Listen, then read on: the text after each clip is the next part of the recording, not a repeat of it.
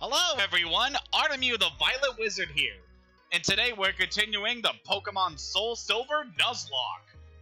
Last time, we had a pretty easy battle against the Goldenrod Gym Leader Whitney, and made our way over to Ecruteak City, after getting to show off some stuff at the Pokémon Dome.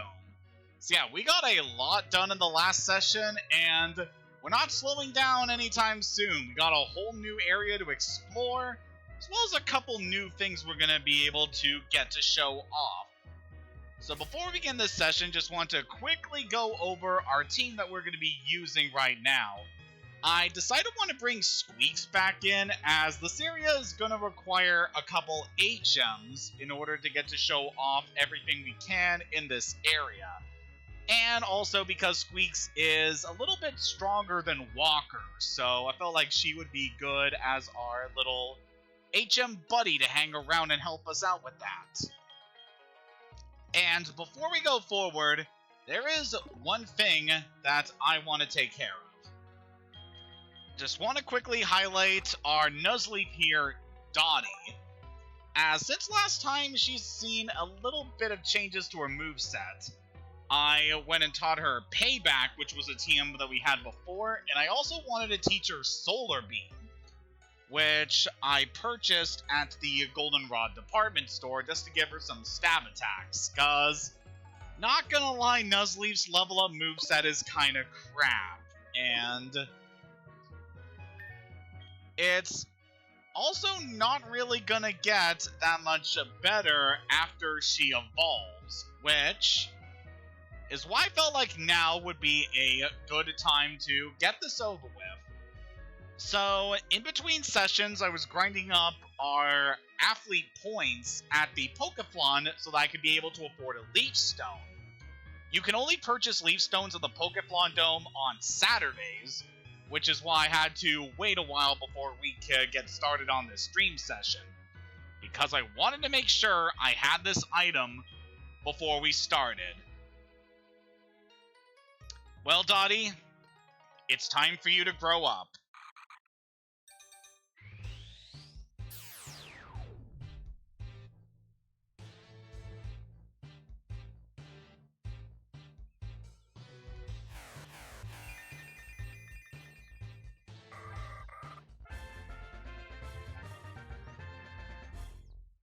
Ah, man, look at her now. It's a big, fearsome Shiftry. Pokemon I do quite like a lot. Just very cool with that whole Tengu aesthetic it has going on. And, ability is really not all that great. You're not going to learn any bug moves going forward, I believe. So yeah, that's kind of a dud. But yeah, I've just wanted to evolve Dottie so that she is nice and strong for what we got going forward.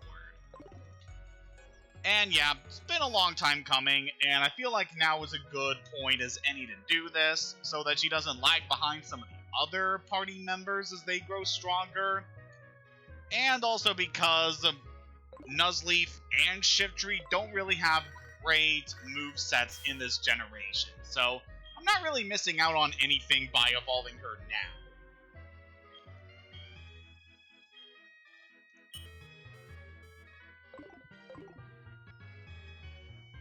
Yeah, it is a shame this isn't some of the later generations, because they do improve the movesets of these Pokemon quite a bit.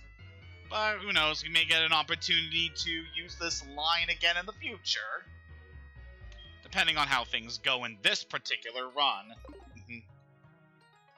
Yeah, now that we've taken care of that with Dottie's, quite a lot we can show off here in Ecruteak City. I'm gonna rehearse at the dance theater. Care to join me?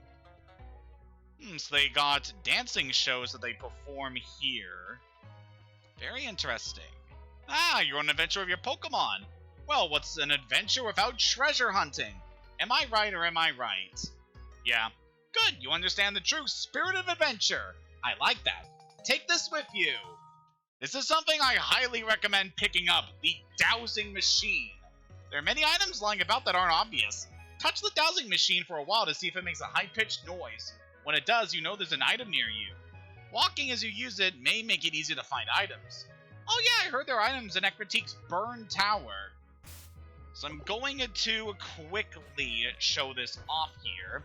We go into our bag. This is a key item, so I highly recommend registering it, much like our bicycle. And we have this. It displays the item finder on the touchscreen. So how the item finder used to work back in the original Gen 2 games is if you simply use the item, it pings you if there is a hidden item on the current screen. Not so much in the case of this. They make it a lot more intuitive. Where if you just walk around with this, just keep your button on the screen here, and it's just a very easy color notification to tell you where items are. And as well, you can use like the lines around the edges of the thing to clue you in if there are items nearby.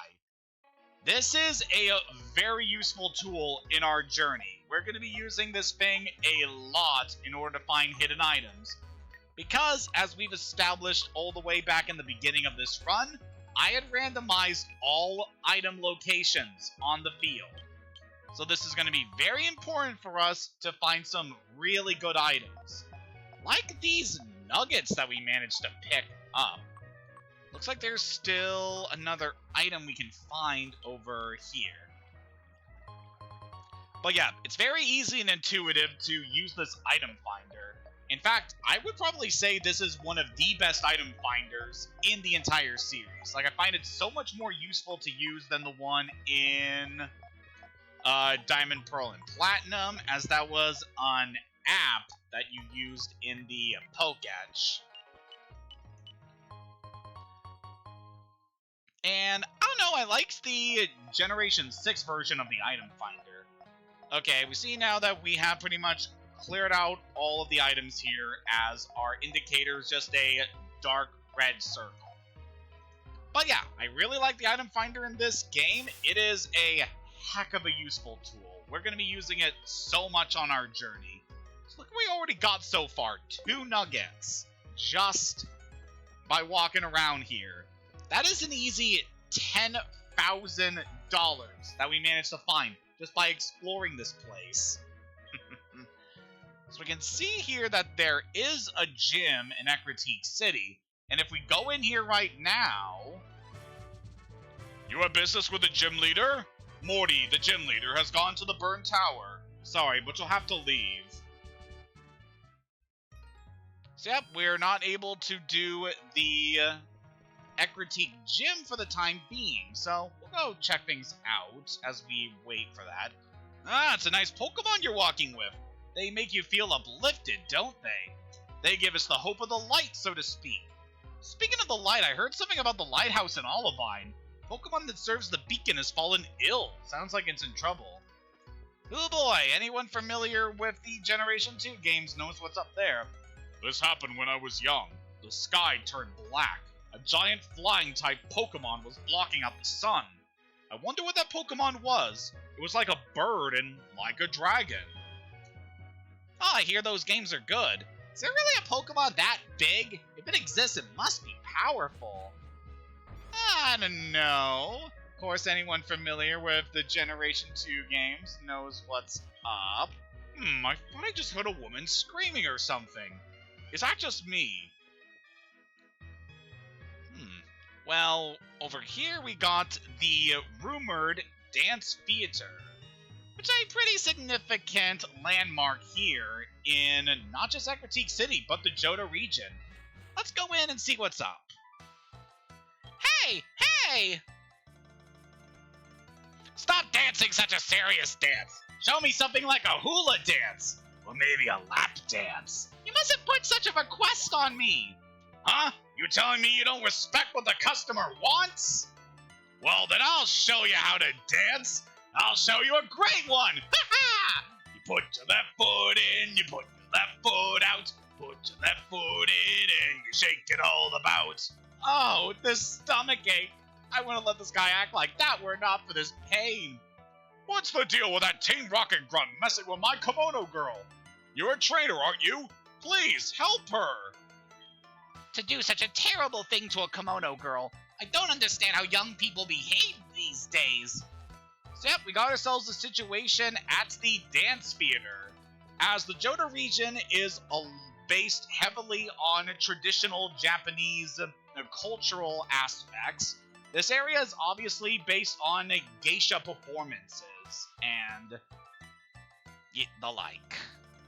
So we got this guy just making a real ass of himself, so we gotta kick him to the curb. Huh? Who are you? You dare to get in my way? Oh, I dare.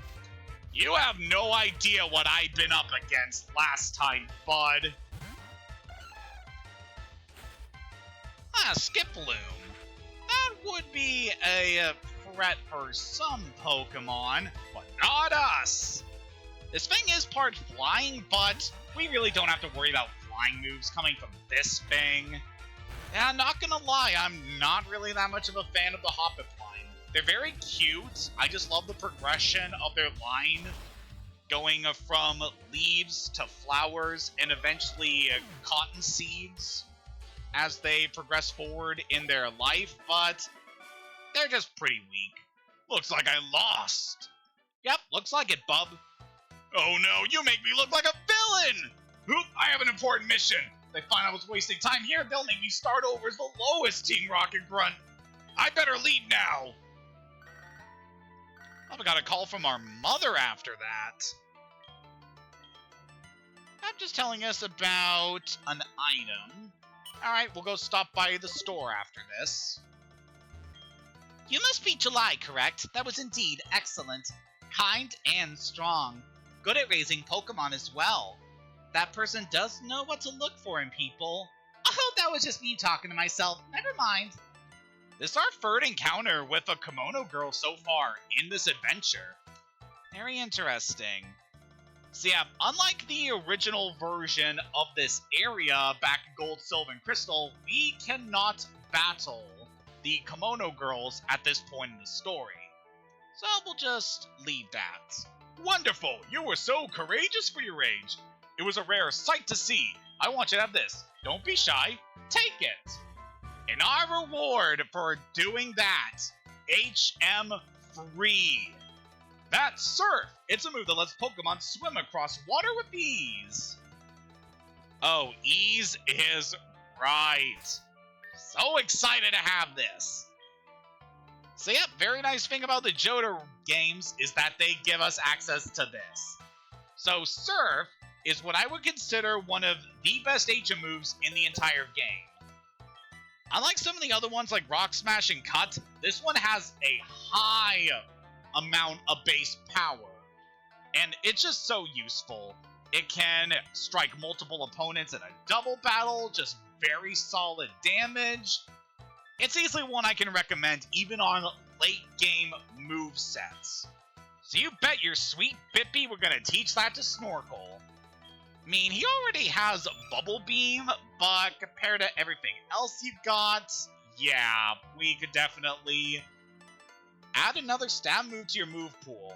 Yeah, we really do not need Leer on Snorkel, so we'll go ahead and teach that.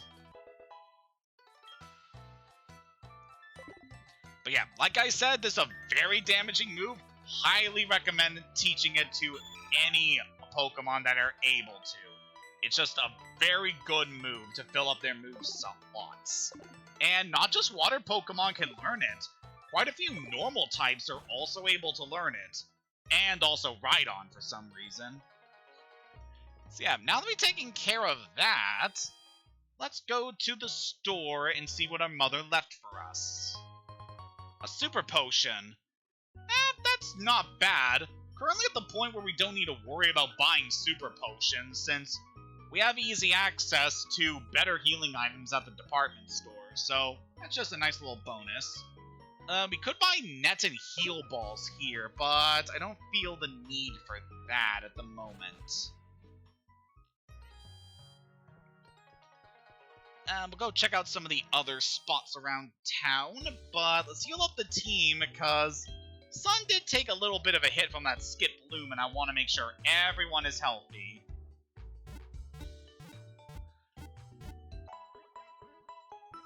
Oh yeah, but it is very interesting that some Pokemon can learn attacks that normally probably wouldn't be very suited to them. Like, I probably would have taught Surf to my Rhydon back in my Gold streams if not for the fact that it really wouldn't have been a very good move to teach her, given that it's a special attack and Rhydon is more specialized in doing physical attacks. Ecruteak used to have 2 towers, one in the east and one in the west. Oh boy, is that topical given what day it is today. If you go west from this city, you'll reach a port called Olivine City. When your Pokemon learns Surf, you can go out to the ocean from Route 40 without a ship. Oh yeah, that is definitely something to keep in mind. Though your Pokemon knows Surf at this point, we're not going to be able to use its secondary effect on the field until we beat the Ecruteak Gym. Before we go ahead into that tower, how about we head over this way? The rainbow-hued Pokemon flying gracefully over the tower. The silvery, sparkling Pokemon resting gently upon the whirling seabed. All of this is far beyond my imagination. Got a few monks over here. The Johto region has 2 legends. One is the legend about Whirl Islands, the other is the Bell Tower legend. We've been passing down the Bell Tower legend for generations in Ecruteak City. Something you'll definitely know about the Johto region is that they take their mythologies very seriously. One of the first set of games to really put an emphasis on mythology to expand the world of Pokemon. Morty, the gym leader, ascended this tower to try to bring back Ho-Oh because it no longer appears. Even he couldn't bring it back. You don't seem to have the Ecruteak Gym badge. If you can't even defeat Morty, going up there will be a waste of time. Sorry, but you'll have to leave. We cannot advance much further until we get the gym badge. Definitely locking a lot of things behind earning the Ecruteak Gym badge. So we'll definitely want to focus on getting that, though we're probably going to hold off on that because our team is woefully underprepared for what we're going to see. For now, I want to head over this way. Mount Mortar's like a maze inside. Be careful, don't get lost in there. Oh, I won't. I'm not making that a priority during this stream. Just want to show if we walk over here. Ow! Oh boy, sorry that I bumped into you. Did I hurt you? Please don't cry. Here, take this.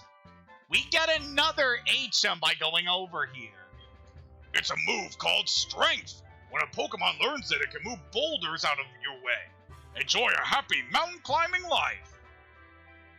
So that movie gave us is also definitely something that I could recommend. Strength here, much like Surf, is a pretty strong attack. It's got 80 base power and can be learned by a lot of Pokemon, not just normal types. Just a pretty solid move with no secondary effects in battle. But is one that I could definitely recommend teaching to some Pokemon. Squeaks could really benefit from this, given that she is naturally a normal type. And yeah, I think it is worth forgetting Hyper Fang for strength. We'd be losing out on the chance to make opponents flinch, but we also have to deal with Hyper Fang's accuracy, and as was demonstrated in the last stream session, Squeaks ain't very good at hitting attacks. Also, I just want her to have this move because it is an HM. And as luck would have it, we need the gym badge from Goldenrod City to be able to use Strength. So, we'll definitely get her mileage out of this move. And if we examine this item up here, oh, we got the TM for Pluck. Normally you don't get that until after the 4th gym, so that's quite a nice little find. I believe in the vanilla games you'd be able to acquire the move Shadow Claw from that TM. However, I have the TM locations randomized, so that is why we have that. Yeah, it's one heck of a coincidence there, Lydia. Yeah, it's also much earlier into the game that you acquire Strength, because normally you have to go to another town to be able to get it. But they put it over here by Ecruteak, which is very nice. Now, there are some stuff we could backtrack towards in order to show off what we can do with strength. However, I mainly want to stick around the Ecruteak City area for this stream session. And we can try to do some of the other stuff we can do with strength as well as cut later on, once we have access to being able to use Surf, because I feel like that would be very nice for some stuff we got going ahead. But for now, let's go into the Burn Tower. It's an area that's definitely been talked about by some of the locals. Really, I can't get past this statue even though it looks like it only takes up one tile? Oh man, looks like there's a party going on in the lower floor there. Wonder what that's about. Hello there. My name is Eugene. I'm on the trail of a Pokemon named Suicune. And you are? July. Glad to meet you. I heard rumors that Suicune is here, so I came to look. Take a look at the basement through the hole in the floor. There, Suicune is down there. I could go downstairs, but I know it would run away in no time. I know. I've tried it many times. Oh boy, Eugene is here. Is this a character we never got to see in our original Gold streams because he was introduced in Pokemon Crystal? They actually add quite a bit of story elements from Crystal into Heart Gold and Soul Silver, which I really appreciate. It's nice to see that content from one of the later games in Gen 2 actually brought in to the Gold and Silver remakes. Very nice. There seems to be more than meets the eye with you. And if we go over here, we got a familiar face. My name is Morty. I am Ecruteak's gym leader. Because my old friend Eugene is here on the trail of Suicune, I decided to investigate the Burn Tower. Ecruteak has a legend about these legendary Pokemon, Suicune, Entei, and Raikou. As the gym leader of Ecruteak, I must have a proper understanding of it. Yeah, definitely laying it on thick with this area being severely tied into the region's mythology. We'll definitely learn a bit more about this area going forward. I guess our team is more than prepared for what we have to face here, cause look at who's ahead. Oh, it's you. You must be here to catch the legendary Pokemon and make yourself look strong. That's only a dream. You see, the legendary Pokemon suits a trainer like me, who has sworn to become the strongest trainer. A battle with Team Rocket Grunts is just right for you. How do you know about what I did at the dance theater? Yep, we got ourselves a battle with our rival. And this time, he is going to be packing a much more formidable party compared to what we saw before. Alright, Carvanha. Considering our options here... that thing might have Ice Fang, so that would hurt Donnie a lot. Let's go to Sparkle, see what we can do against this fish. Carvanha is very fast and pretty strong, but it has very low HP and defense, so Sparkle should easily be able to handle this thing. Oh, it's just not even going for an attack, mostly doing setup right now. Yep, this is going to take you out easily.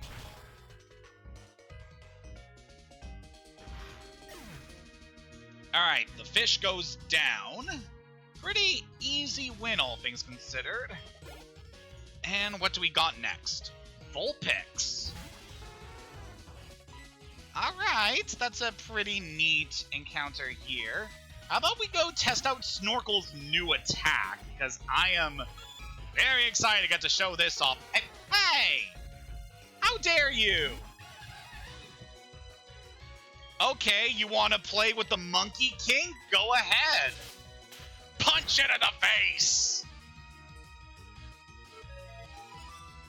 It's actually kind of fitting that we get to see Vulpix in this battle here, since this area is obviously very much inspired by a lot of Japanese aesthetics, and Vulpix itself is also tied into Japanese mythology, being based on a kitsune, which are very mischievous fox spirits with a lot of interesting lore and powers to them. It's also example one of my favorite episodes from the Johto saga, where there was a Ninetales, which is the evolution of Vulpix that mistook Brock for her old master and tried to use her illusions in order to keep him at their old mansion. God, it was such a great episode. I just love the atmosphere and the story they have of that one. Yep, kind of talking over this right now, but we're fighting a Smeargle. It's very weak. Has the interesting gimmick of being able to copy attacks from other Pokemon to fill up its moveset, as the only attack it learns by level up is Sketch. But there's really not much else to it. Out of desperation, weak people sometimes do okay at fighting back. And our last opponent here is his starter, which is Kakuna. Really, man? You couldn't even evolve it into a Beedrill. Well, that's taken care of. I'm not fighting with another weakling ever again. It's just too much playing around. Nah, whatever. You would never be able to catch a legendary Pokemon anyway. I don't know, I've had pretty good luck with legendary Pokemon in my streams, and he's gone. What a dick. Alright, that battle went pretty well. Sun pretty much soloed most of that fight by himself. Really shows how good our little Monkey King is. Yeah, he's definitely put in a lot of good work in this run. Really glad I chose him as my starter. I mean, my only other options were a Pokemon that would have had a low priority compared to the Pokemon I would have caught during this journey, and a Weedle. So, yeah. I'm very glad with my choice. So got another Fire Breather here. Don't worry, we Fire Breathers know the true power of fire better than anyone. I definitely admire people that are able to use fire in the performances, because, dang, it is a very wild element to have to control. If you're not careful, fire can do so much damage, so I have endless respect for those kind of people that can perform with it properly. Yep, finally got to show off Surf with Snorkel here. Just a very strong water-type attack. And definitely going to get some good use out of it, considering that Snorkel is not only a good special attacker, but they currently have the Wise Glasses attached to them, which will improve special attacks, which is definitely making Snorkel one of our heaviest hitters when it comes to damage in our current party. It's like we really don't have a lot of moves that are 95 base power at the moment. Okay, Goldeen, we're not really that great against, so let Sparkles handle this one. Guess I could have also gone to Dottie so we can show off some of her power here, but that's alright. Yeah, go ahead and use Water Sport. I don't really see the point of Water Sport, considering that most of the Pokemon that learn that attack are already resistant to fire-type attacks, so it's just kind of a weird, redundant move. Thanks for such a heated battle. No, it was alright. I mean, he did have a Cyndaquil, so at least his moniker is very fitting, given some of his Pokemon used. Oh, that's actually kind of fitting, though, that he has a fire type in the Cyndaquil, and then he also has a Goldeen, which is a water type, to put out the flames if they ever get out of control. It's kind of a similar setup you see with the Kindler trainer class in the Generation 3 games, so I kind of like that. So what you definitely want to do when looking around here is use your item finder, because this thing is really good for tracking some of the items that can be found in the Burn Tower. Revive. We could sell that later, I guess. Yep, this area also has some other stuff for us to see if we can encounter them. I'm practicing my fire breathing in the Burn Tower. Don't try this at home.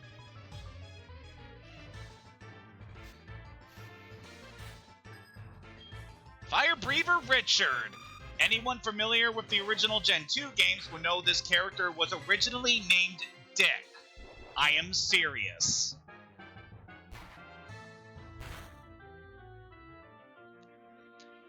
Alright, so Flora shouldn't be too bad. You are a strong special attacker, but Mega Drain's not that good. I think we are... Oh yeah. Squeak should easily be able to handle this.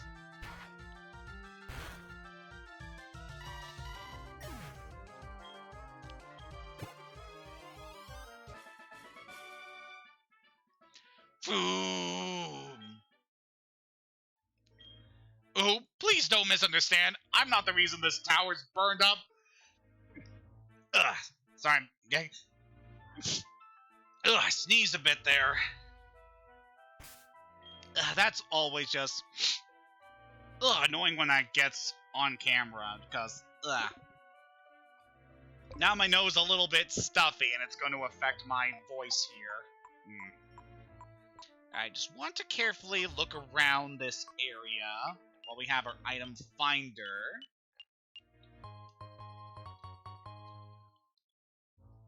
And we can also see that there are some rocks we can break here, which is one reason why I want to bring Squeaks into this area. We could also break these rocks to see if we can find some items. Oh, never mind that. We got ourselves a battle. Alright, so our encounter here is... Pidgey. Okay, that's a pretty standard encounter for the Generation... For the Generation 2 games. Alright, you survive one Rock Smash, but your defense is down, so you can't take another one. Alright, let's just go ahead and catch this guy.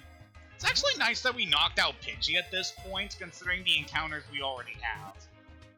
It's a pretty decent flying type. Kind of struggles with the moves that it learns at its moveset, but overall, still a solid Pokemon. I have actually used Pidgey quite a lot in my Nuzlocke runs, and for the most part, it served me pretty well. Alright, now what are we going to call you? I don't really have a good idea right now, so if anyone in the chat has a suggestion, I am open to hearing it.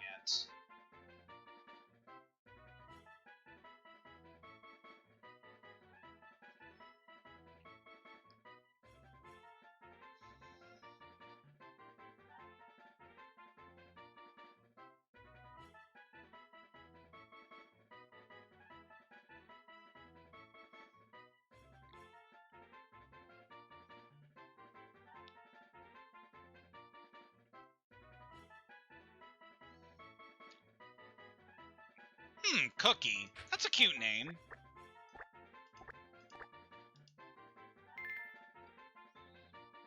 Alright, thanks for that, Lydia. Alright, now we got our encounter for this area.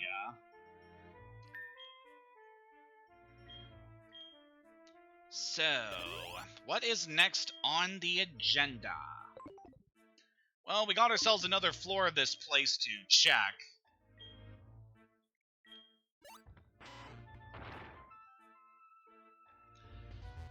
I guess something I could say, while this game does borrow some of the plot details from Pokemon Crystal, there is one thing in this area that's taken from Crystal that sadly is not in this version. Smeargle. That certainly would have been an interesting catch for this team. But yeah, there's a moment in the Crystal version of this area where after you encounter and battle your rival, your character actually falls through the loose floor of this area, and your rival just calls you out on how dumb you are for falling through the floor. And that is when you first get access to the basement of this area. Just a very fun moment that I'm sad did not get carried over in the remakes, because it's just so funny. But yeah, we can see over here there are some strength boulders that we can push. Sadly, nothing we can do with them from this side of the room. Yeah, we got quite a bit to get to show off here. along with some of these Pokemon here, we're encountering a lot of normal types here, which is quite interesting since this is not a very normal area. But let us head down these steps.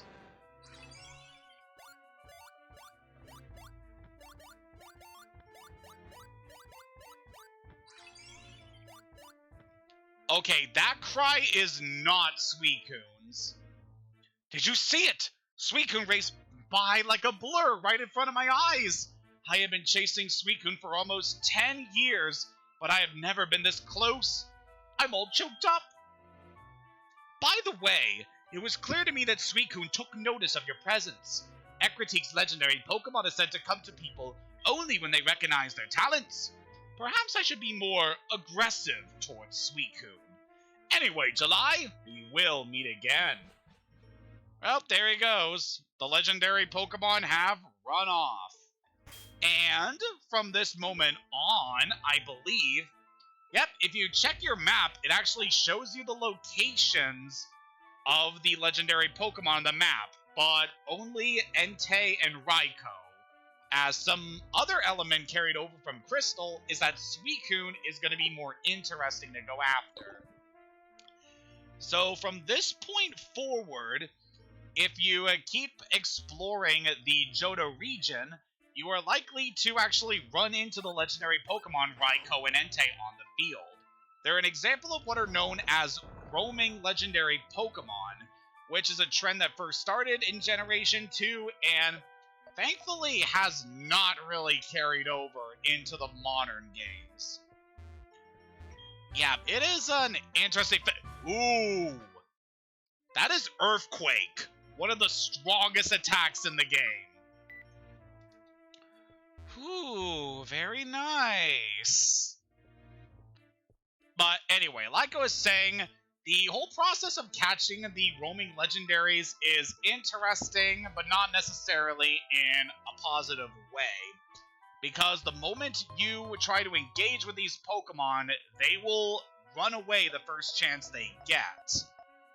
And then you have to try to keep pursuing them after that in order to try to get another chance at catching them. This can be alleviated using certain attacks to be able to keep the Pokemon in battle, or having a Pokemon ability that keeps them in place indefinitely. Like, I believe even Shadow Tag is very good for that. And also abilities like Arena Trap. But yeah, it is a process to try to catch these things. And because of that, I am not going to make it a goal of pursuing the legendary Pokemon during this run. Maybe at some point in our adventure we'll run into them just normally on the field. But yeah, we are not going to make that a priority during this run. The last member of the trio, however, we are going to have a certain quest tied to encountering that Pokemon. So we will be running into it once we manage to get things figured out with that particular quest line. So yeah, that's kind of the gist about what this whole situation is. The legendary Pokemon also has some interesting mythology tied to them, with regards to what happened to this tower before it became the Bird Tower. As was stated by some of the NPCs in this area, Ecruteak City used to house two towers, the Brass Tower and the Bell Tower, though it was originally called the Tin Tower. And at some point in time, one of the towers was struck by lightning and burned to the ground, which is how the Burn Tower came to be. And in the process of the tower burning to the ground, 3 unnamed Pokemon perished in the flames. And the legendary Pokemon Ho-Oh, taking pity on the deceased Pokemon, used its powers of rejuvenation in order to resurrect them. And they were resurrected to embody the elements that destroyed the tower. So Raikou is the manifestation of the lightning that struck the tower, Entei is the manifestation of the flames that burned the tower, and Suicune is the manifestation of the rain that extinguished the flames. Yeah, definitely a lot of very cool lore added to these Pokemon. Definitely helps to make these Pokemon feel like something that came out of a myth. Just so great. In the distant past, when this tower burned in a fire, 3 nameless Pokemon perished in it. Then a Rainbow Hue Pokemon descended from the sky and somehow brought them back. The people were afraid of powers such as the Rainbow Hue Pokemon had shown. They tried to control it by force. The nameless Pokemon made no attempt to fight back. Instead, their great sorrow compelled them to leave. This legend's been passed down by the Ecruteak gym leader. Me, I was a trainer way back when. Ho ho ho! So yep, he gives you insight on the legend of the tower as well as the Pokemon that were revived as the legends. Definitely very cool stuff. It's one thing I really adore about the Johto games, is how they expand the Pokemon world through its mythology, and you getting to experience those myths firsthand by encountering the legendary Pokemon.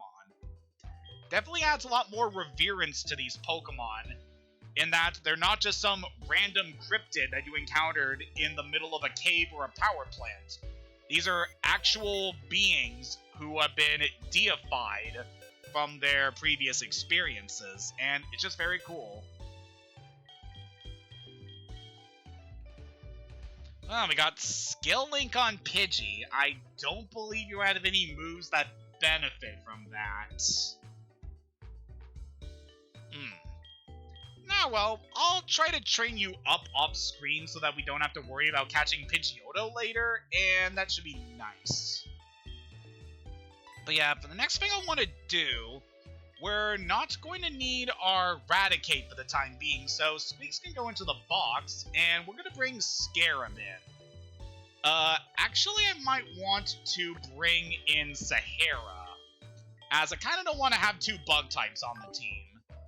For reasons, but I do want to keep Charlotte in the party for now because she is so flippin' close. Yeah, if you can not tell from my excitement, Charlotte's very close to evolving. We just need like 1 or 2 more battles. Nah, a few more battles, but yeah, it's gonna happen soon.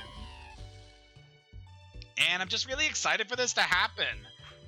Ever since she hatched from that little egg we were given, it's just been a gift having her around. She's been a fun party member to have, and I'm just really excited to see what's gonna be in store for us next.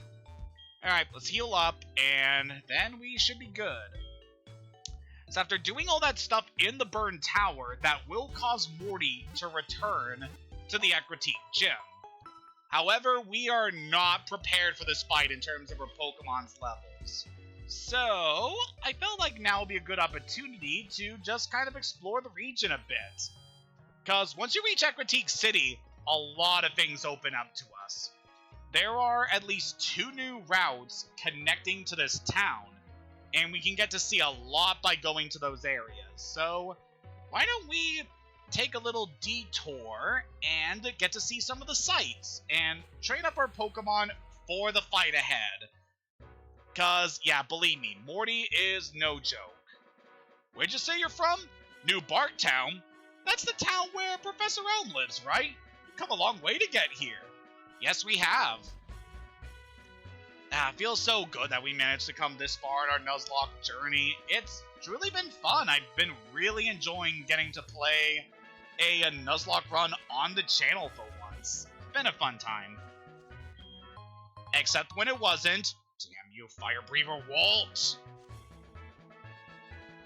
Yeah, this route over here has a lot of stuff that we are able to do. Even some stuff we can't do until late game content. So we'll just look around here and see what we can find. Let's talk to this fellow. Fly high into the sky, my beloved bird Pokemon. You're probably not even gonna have a bird. Toby has Poliwag. Yep, I was right about that. So, while we're just clearing out this route and taking care of some of the trainers and Pokemon around here, what are some stuff that we can talk about in the interim? So, I had a pretty good day today. Woke up kind of late, but it was still alright. I had a decent lunch. I went to grab a burrito, and yeah, it was just okay. But before that, I went over to the GameStop that's close to my place, and I picked up some more Pokemon cards, because I just want to keep filling up my collection. I did get a pretty nice selection. There were a few repeats in the pack I got, but I also got quite a few things that are pretty nice. Like, I actually got a rare Scizor card, so I'm really happy with that. It's definitely a nice little find. And just nice to fill up some more of my collection. Definitely some cards I was happy to get. Especially a few with some of the newer Pokemon, because I got a Varoom card, and that looked pretty sweet.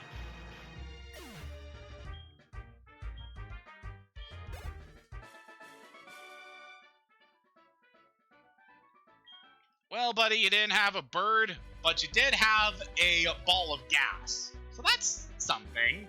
I plan to trade in Seawood City to teach my Pokemon how to fly.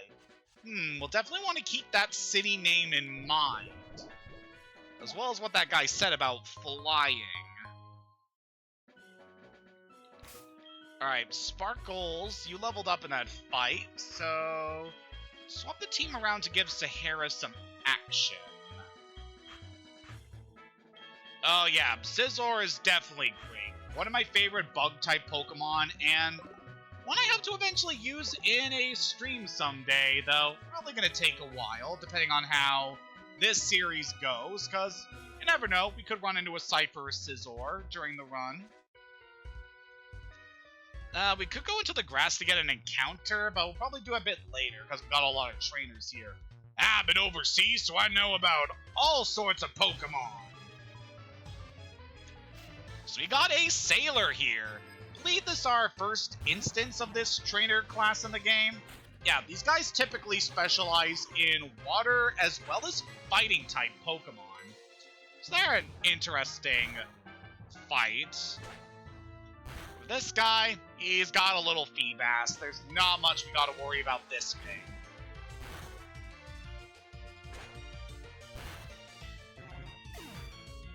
Yeah, pretty simple. Although that thing did have no guard, which is kind of cool. All kinds of people around the world live happily with Pokemon. That they do. Although these days, people tend to be a bit more negative about the series, and I can kind of understand why with just the overall quality of some of the later games, but I don't know, I still really like the modern games, and not too bummed out about too much stuff. So this Ariados is Drizzle. Could be a nice hint to something to come. But yeah, we got ourselves an Ariados here, which is actually the evolution of our teammate Charlotte.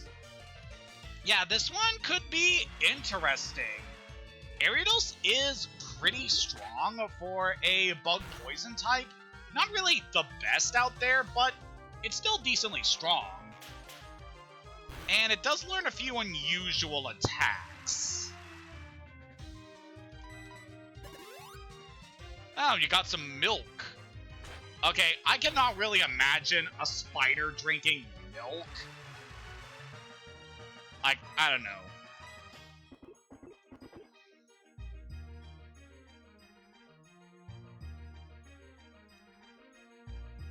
Come on, one more hit should take you out. There we go. I mean, a Drizzle does benefit them in that it will lower the damage that they do take from fire types, so that's always good.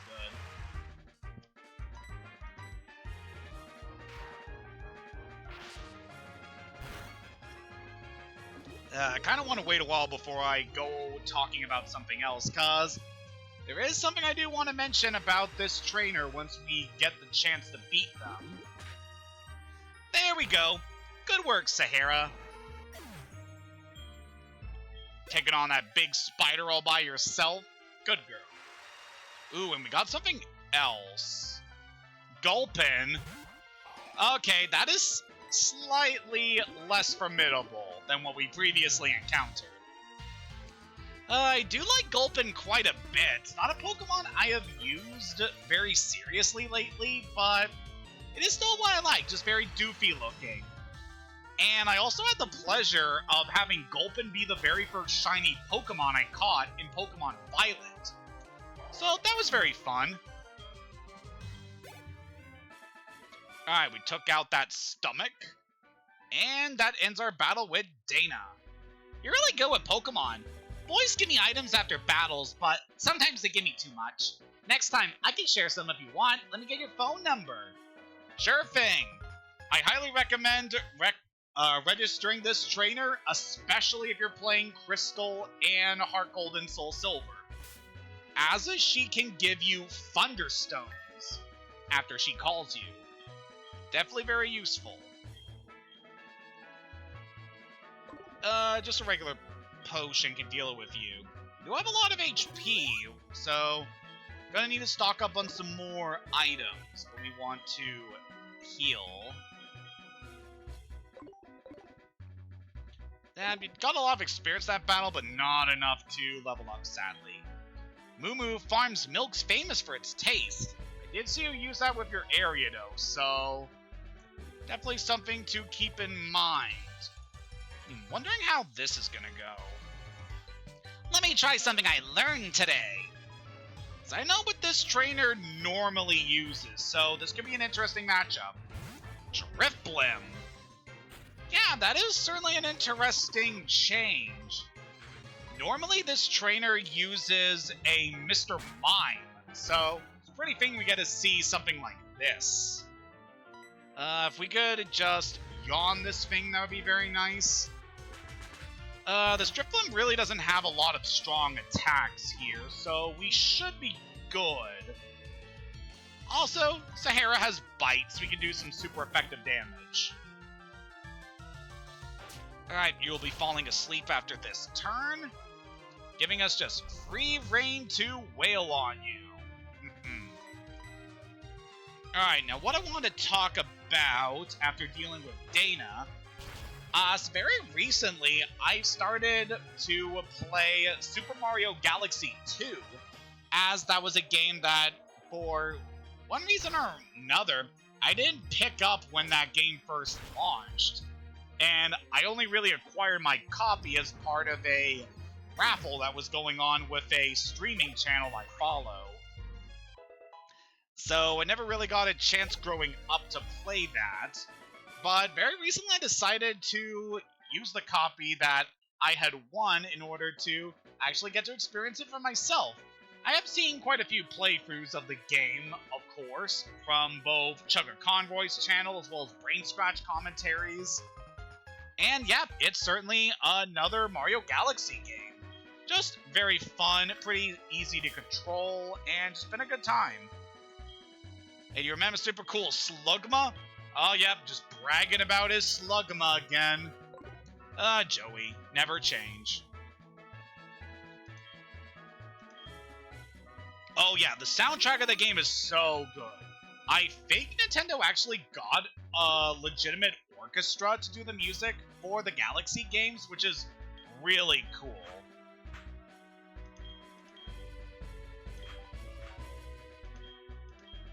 And yeah, I've just been having a blast playing through that game. In fact, this morning I actually finished up the last of the main story maps in that game, so managed to take care of the final boss. It was a good time.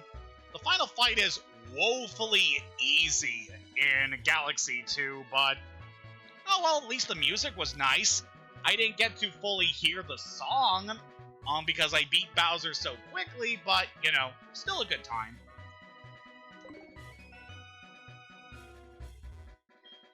I had to take so many tests, I don't have much time for Pokemon. If I do get a battle, I really concentrate. Nice to hear, buddy. So, how about we give Dottie some action here? We're not going to be able to advance forward without moving through some grass, so this could be our chance to get a new encounter. Alright, what are we getting here? Corphish! That is quite interesting. So water type that evolves into a water dark type when it evolves. And it is pretty dang solid, being a very strong physical attacker. And starting from this generation, Corphish is a really good fighter, so this could be a nice bit of backup in case something happens to Snorkel, which I hope doesn't happen. Alright, we got him! Quite a few things that we could go with Corphish when it comes to a nickname. I guess I could leave it to the chat to come up with a name right now, so if you guys have any ideas, I'm open to hearing them, but I'm also gonna think of what I want to name you myself.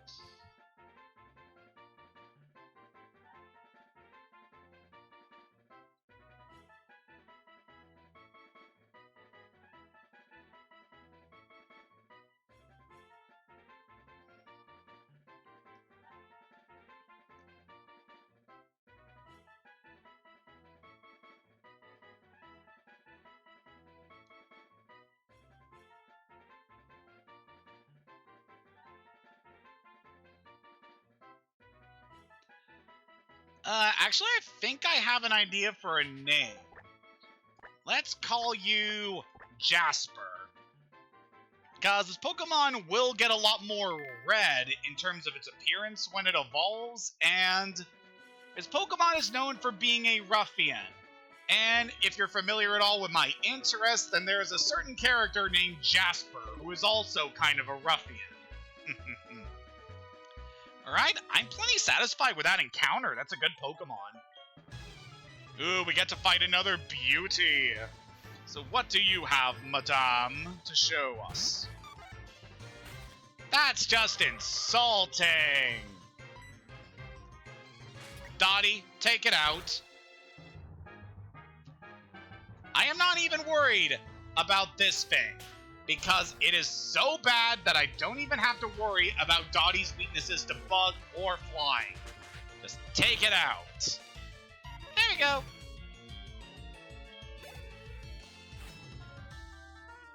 And next is Chimchar.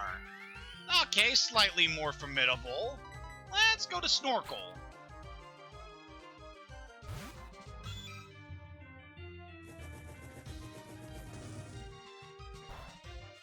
Ah, man, using my own tactics against me, are you? Well, we have just the thing to extinguish your fire.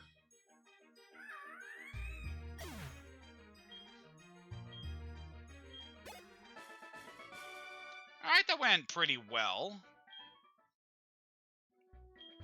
When I see Pokemon, it seems to soothe my nerves. Tell me about it. I always feel good when I see, like, awesome fan art of Pokemon online.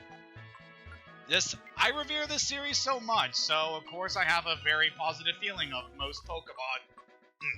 Excuse me. Doesn't seem like there's much else here.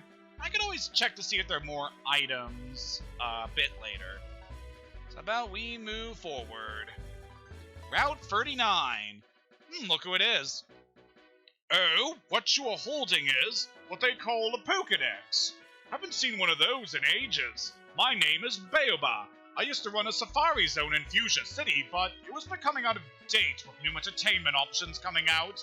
I decided to go overseas to learn the newest technology and open the state-of-the-art safari zone in Cianwood. It may be more than a coincidence that we are chatting.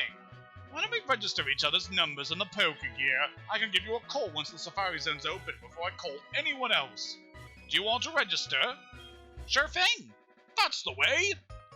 Registered Baobot and the Pokegear.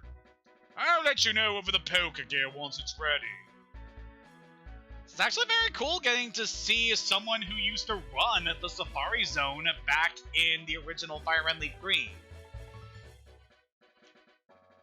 So this guy's not really going to be that important going forward for the time being, but there is going to be a moment later on where he will play very nicely into some things we'll get to show off.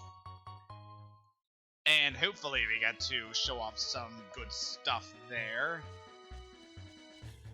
So what we have over here is a little farm.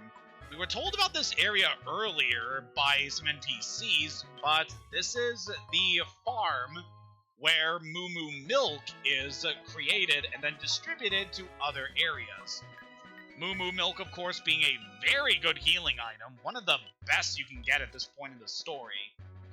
It's also just a nice area to kind of look around and see what you can find. Revival Herb. That is bitter medicine that can fully heal a Pokemon when it is knocked out, but not useful to us. And there's a TM for Fling that's also not very useful to us. Fling's an interesting attack, but not one I really like to use that much.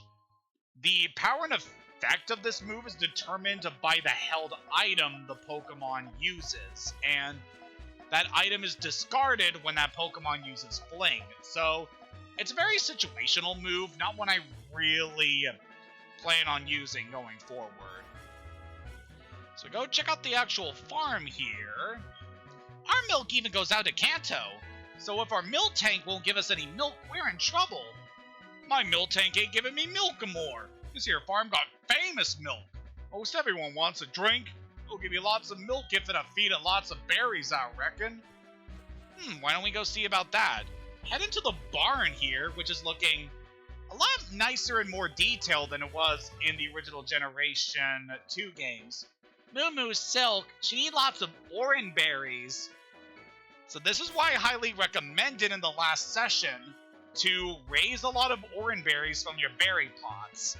So yeah, in between stream sessions, while I was also doing stuff at the Pokeflon Dome, I was also cultivating quite a few of the berries that we had acquired. So we got a nice supply of some of the berries that I want for the rest of this adventure. Especially want to focus on citrus berries because these heal a Pokemon by a quarter of their HP once their hit points dip, I want to say, below half. So just a very good item. Orange berries, however, only raise 10 HP, so they start getting less useful the farther along you get. But the main reason I wanted to raise so many orange berries is because we can give them to the Miltank here.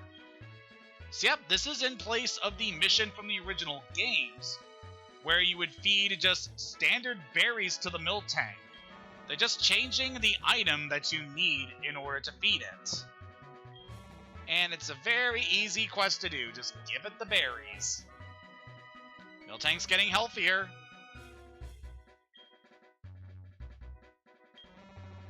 I think one more should do it. Miltank became totally healthy! Thank you! Moomoo's totally healthy again! I'll give you this seal case for your trouble. So you receive a seal case by helping out these girls here. You can customize your Pokeballs. Select ball capsule from your PC and stick your seals any way you like on a capsule. Then put the capsule in any of your Pokeballs. Try different things and you'll see. My sister can give you seals. So yeah, what we have here is a mechanic originally brought in from Diamond and Pearl. This just allows things to be consistent between the various games of this generation. I'll give you these seals for your trouble. So got some Fire Seal A's, Party Seal B's. Yeah, we'll show off a little bit of this once we get to a town. But this is basically a way to customize your Pokeball so that when your Pokemon's sent out in battle, it has a special effect with it. Not one I really use a lot in the Generation 4 games, for a few reasons, but it is nice to give your Pokemon a more custom feel, and just make them feel a lot more dynamic and unique.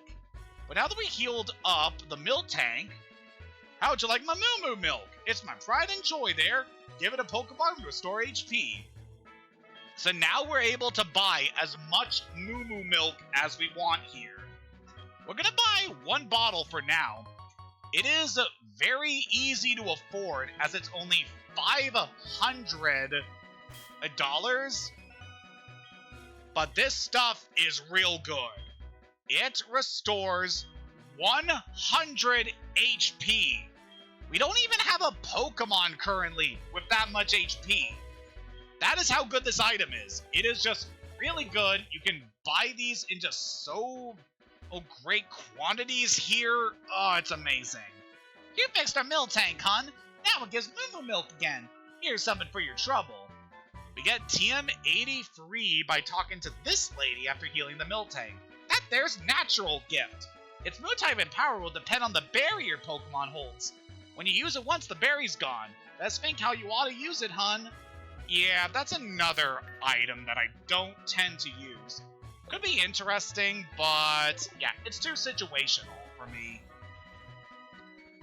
Yeah, your Pokemon will give an attack that is based on the berry you give them. So I guess rarer berries will lead to better results in battle. But yeah, it's really not something I really use or would recommend in a Nuzlocke run especially. Alright, with that all taken care of, we can get some more battles in. This guy's got himself a Trapinch. Alright, let's soften you up with a Fake Out. And then this would be a good opportunity to showcase what Dottie can do. So yeah, let us show off Solar Beam in battle. As I have explained before, Solar Beam is an interesting attack in that it takes a turn to charge up. And then on the second turn, it strikes the enemy with a really powerful Grass-type attack. It takes a while to set up, but this is a very good damage-dealing move and one I could recommend to quite a few Grass-type Pokemon. It also pairs exceptionally well with Pokemon that have the ability Drought or Pokemon that can set up Sunny Day. And just making it so that those Pokemon are able to make it so that you can skip the first turn to charge and just go straight into dealing damage. Also fits nicely if a Pokemon has the ability... Some damage there. Guess to be expected, since Charlotte's a bit on the weaker side here. Let's go for a Leech Life and see what this does. It is pretty strong against a grass type like Snowbird. Alright, that did pretty good. Yep, Charlotte should be just fine. I was a little worried with the damage that thing was dealing with the with its ice move it was using, but we should be good. Oh boy, Swagger. This is a move that has screwed me over a few times in the past. That will increase the attack of the target by a lot, but it also makes it so your Pokemon are confused. And the damage your Pokemon take is based on their attack stat. So you can imagine that this can deal quite a lot. Man, this Snover is really being a nuisance to us. I should have just gone to Sun, but I wanted experience on Charlotte. Yeah, this thing's being really annoying. It set up the Sandstorm, so we're getting pelted with damage every turn. It can confuse us. It knows Grass Whistle, which can put us to sleep. It has Icy Wind to lower our speed. This thing is a pain. Get out of here. Ooh, your Pokemon have potential. Well, thanks for recognizing that, bud. Your Pokemon were annoying. Yeah, we'll just heal up Charlotte with our regular potions. Don't feel like wasting a fresh water just to heal like 40 HP. There we go.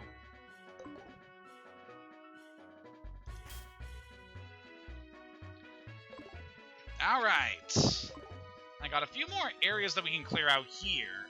So this section of the map is actually distinct from Route 38. So we can use this opportunity to catch a new Pokemon. Also, we can see here, there's another steep cliff. Gonna have to remember that for later. And we got a lot of trainer battles over here. I just got back to Olivine, so how about a Pokemon battle? Yep, I'm certainly open to that, kind sir. Sailor Eugene. Ooh, he has a Roselia. Dottie's really not going to be the best here. We could fake out to do a bit of damage. And I don't believe this thing would have... Wow, really? This thing actually kept poison points. The randomizer just decided, you know what, you keep your ability. Alright, that was interesting. Let's take you out and see what's gonna come next. Alright, level up on Dottie. Now, what do we got? Furret. Alright, this one is honestly not bad. We are hurting a bit, so don't want to risk the turn on Solar Beam. Just go for payback. Ugh, that actually did not do as much as I wanted to. It's okay, it's not doing that much damage with Fury Swipes. Ugh, unless you get a crit. Okay, Dottie's getting pretty weak here, so let's switch into Sun and then punch this thing in the face. I do like Furret because it's very cute, but this instance, you're being a bit of a pain. Punch it! Alright, definitely going to need to use some items on Dottie to heal you up. And next up's Teddy Ursa! Another Pokemon that's really cute and about to get punched in the face. What else you got, bud?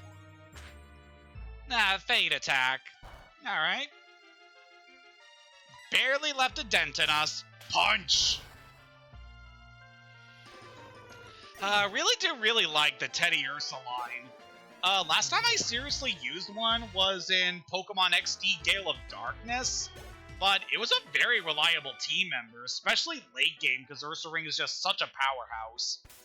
And I was very happy to see that Ursaring actually got an evolution starting in Legends Arceus, where those games gave it an exclusive evolution called Ursaluna.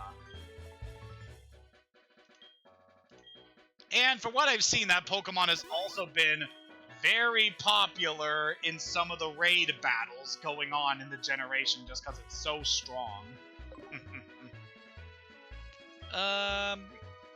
If we could give a potion to Sun, you did take a bit of a beating in that battle. Alright, good.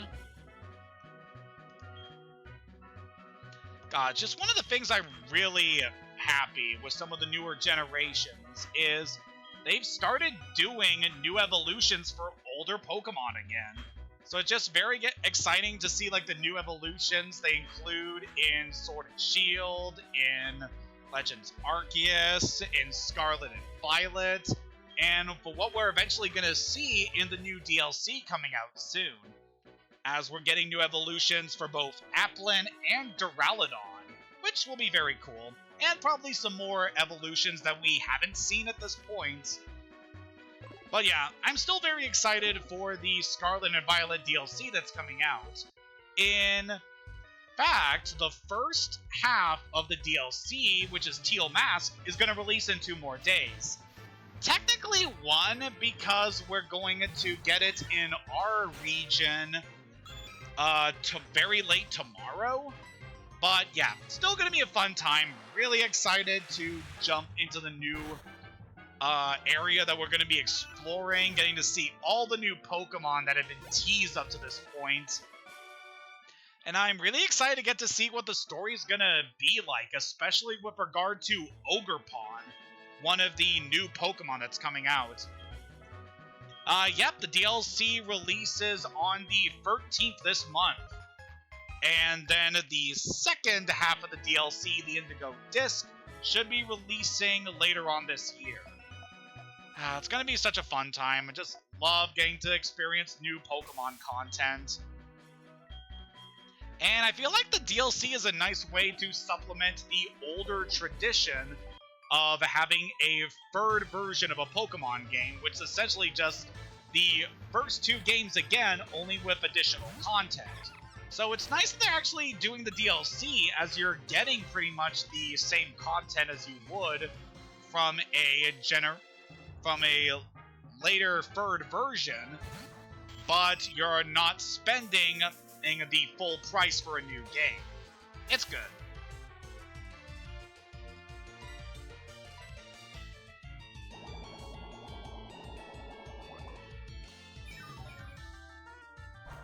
Alright, this should be a pretty easy battle for Charlotte. I know she's kind of been lagging when it comes to stats, as we clearly saw in that battle with the Snover. But hey, Snover has better stats than anything that Charlotte would have. So, you know. Ooh, it's a nice time to get to show this off, because this Badoo had color change, which changes the user's typing based on the attacks that strike it. So if your Pokemon's moveset is decently diverse, you can use that to your advantage to nail the opponent with a move that'll be super effective. Yep, Chad just giving us some neat little lore drop there, explaining that Professor Elm used to be a student of Oak. Good stuff. Charlotte's paralyzed. We are close to town, though, and we don't have any more battles here. Do you know about baby Pokemon? I'll bet they're just adorable. Yep, they are. Yep, I already know about that headbutt stuff. Alright, this is the only patch of grass we have on this route, so let's look around and see what we get. Next encounter here is Swablu. That is quite interesting. So Swablu is a neat little Pokemon. It's a normal type, but what is nice about this one is that it doesn't stay a normal flying type when it evolves. It does take quite a few levels in order for it to get to that point, though, so this thing would definitely be an investment. But it'd definitely be a good investment, because Dragon Flying is a decent typing, and it's just a good Pokemon in general. Just a very nice tank once it's fully evolved. Definitely has a unique typing to be able to benefit that. It can boost itself up with Dragon Dance to make itself even more powerful. Yeah, this is one I could definitely see getting used. Let's use a Love Ball on you. That would get boosted since you're the opposite gender of Sparkles. Oh, come on. I don't know if Swablu are really that hard to catch. Don't think you should be that bad. Hat, you got put to sleep by our spores. Alright, this time the Love Ball should work. Get in there.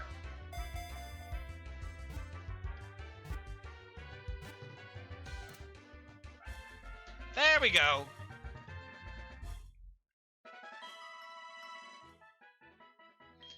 So yeah, Swablu, I could definitely recommend. You have to baby it for quite a few levels, but it eventually does become a very strong Pokemon.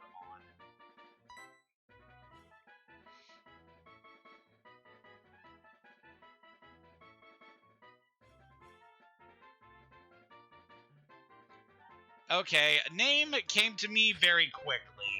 We're gonna name you Nimbus, after Nimbus Clouds. Alright, with that, that is another catch in the bag. And the team definitely took a bit of a beating in the last couple of fights, but it's okay. So we're now here in Olivine City. That thing you have, it's a Pokegear, right? Wow, that's cool. Yes, it is. Uh-oh. You again? There's no need to be alert. I don't bother with wimps like you. Speaking of weaklings, the city's gym leader isn't here. It's supposedly taking care of a sick Pokemon at the lighthouse. Boo-hoo! Just let sick Pokemon go. A Pokemon that can't battle is worthless. Why don't you go train at the lighthouse? Who knows, it may make you a bit of a better trainer. So rude. Totally inconsiderate even about the feelings of other trainers. But yeah, as you can probably guess by what was said, Jasmine, the gym leader, she's at the lighthouse. She's been tending to a sick Pokemon. A strong trainer is compassionate at the same time. Yep, cannot challenge the gym here until we take care of the story around Olivine City. Let's go heal up, and then, ooh, we can take ourselves a picture. Hey, Cameron.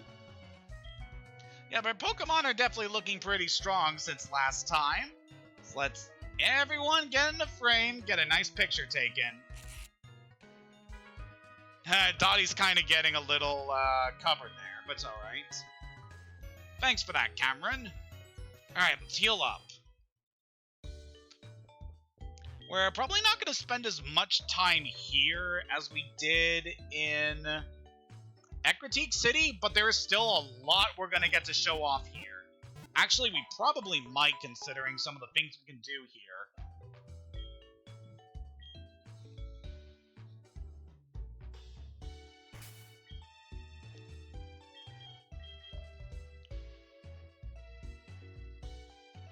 Yeah, I feel like we don't need to make any team changes before we move on. Just want to check on our newest catches, since we did make quite a few since last time.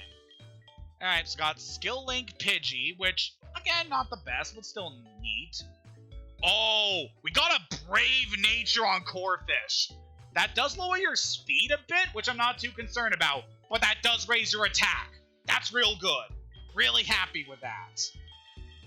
And we got a Swablu with Brave and Iron Fist. Oh, you're holding a Metal Coat. That's a pretty rare item and one that helps evolve certain Pokemon. So that's a very nice little gift from Nimbus. Thanks, buddy. So yeah, I'm definitely excited about this Corphish. Could definitely be some useful backup.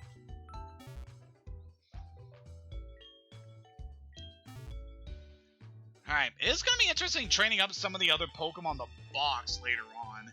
Because from here on out, wild battles are definitely going to be a lot more interesting, since we're going to be encountering a lot more high-tier Pokemon going forward.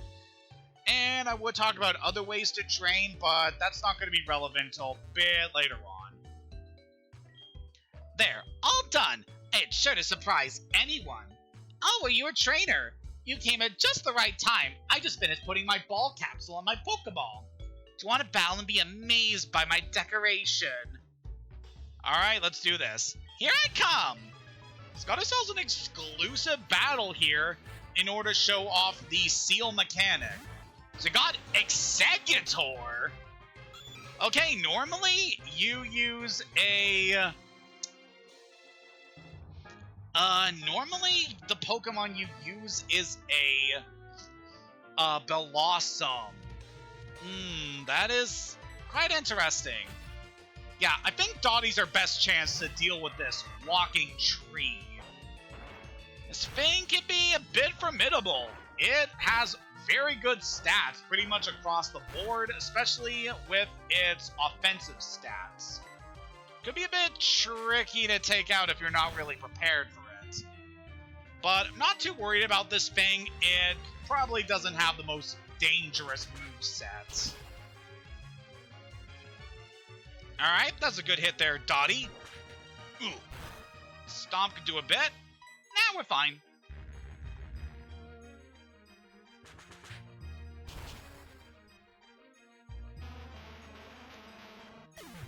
There we go. The big tree is out. And that gives a level for Snorkel. And not quite a level for Dottie, but that's okay. Were you really watching? Oh no, I was kind of too amazed at the fact you had an Exeggutor to really pay attention to the seals. You can turn your Pokeballs into your own special creations by adding seals. How cool is it to have a Pokeball that only you have in the entire world? Give it a whirl. Oh, remember to put the ball capsule on a Pokeball once it's ready. So how about we take this opportunity to actually show off the whole deal with seals. Even though I kind of already went over this when we were doing Platinum, but, you know, it's okay.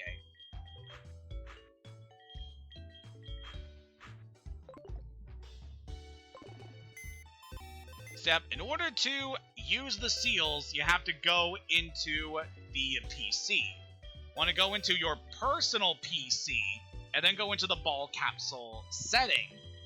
This will allow you to be able to access your ball capsules. Then you can edit them however you want. Simply take the various seals, which appear in these stickers, and arrange them however you want on the ball capsule. Then press this button to show off the effect on that particular thing. So yeah, that releases quite a few embers. So I'm feeling that that would be a good ball capsule to give to our starter.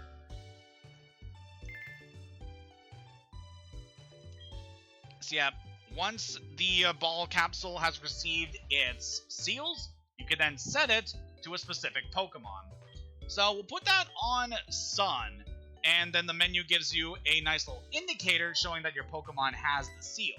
So anytime we send our Pokemon out into battle, it will have the specific effect we put on the ball capsule. Unfortunately, once your Pokemon has a ball capsule set to it, you cannot put it back in the PC until you remove the ball capsule. And that's kinda why I'm not too keen about using ball capsules during this main campaign. Maybe later on we can try to make some more, but it's not going to be a priority during this run. They can shine like a bright light, like a beacon at night to guide us. They can take us across the water on their backs when we are without a boat. Pokemon are helping us everywhere. I can't imagine a life without them. Yeah, that must suck. It's a person in Cianwood City across the sea. I heard him bragging about his rare Pokemon. I want to check in on him. Pokemon get more friendly if you spend time with them. That is true. Simply walking around with your Pokemon will make them more friendly. You, young trainer, the sea is sweet. Sing with me. The sea is blue. The sea is salty. Both of those are accurate. Yeah, let us look around town, as there's a lot we can see here in this area. You, how's your Pokemon training coming along? Have you ever noticed that in the mountains, sometimes there are round boulders running your way? You can move them with a hidden move strength. Hikers are Mount Mortar sometimes have extra, or so I've heard. So I believe if you talk to this NPC in Gold, Silver, and Crystal, he actually gives you the HM for strength. Here, he just tells you where to get it. Olivine Cafe's menu is chock full of hearty fare for beefy sailors. Nice, maybe I could grab something here. I'm choking! Ooh, that was close. I should chew before I swallow my food. Yeah, dude, savor your food. Whenever I roll into Olivine, I always visit the Olivine Cafe. Everything on the menu makes me feel stronger. I can't stop eating. Good for you, buddy. Got a call from Anthony. What's up, bud? Sup, this is Anthony. Spanish Makuhita the other day. It took off when I got distracted by a passing beauty. Learn from my mistake. Always stay focused on the job at hand. Yep, think with the head on your shoulders, not with the head in your pants. Alright, now this house we passed on our way to the Pokemon Center, you definitely want to check out. Olivine's on the sea, and if it's on the sea, there's bound to be something to catch. I fished here for 30 years. Would you like to face the sea and fish? Sure thing. Ha ha ha, we have ourselves a new angler! And we get the Good Rod! Water-type Pokemon aren't found in the sea alone. They go wherever there's water. This, you definitely want to pick up. The Good Rod, as its name suggests, is basically a better version of the old rod that we acquired much earlier in our adventure. Let's deselect the bike for now so we can show this off.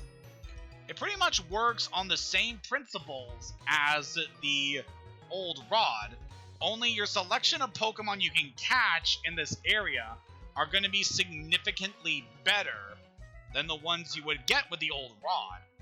So this will definitely open up some new encounters for us if we use this.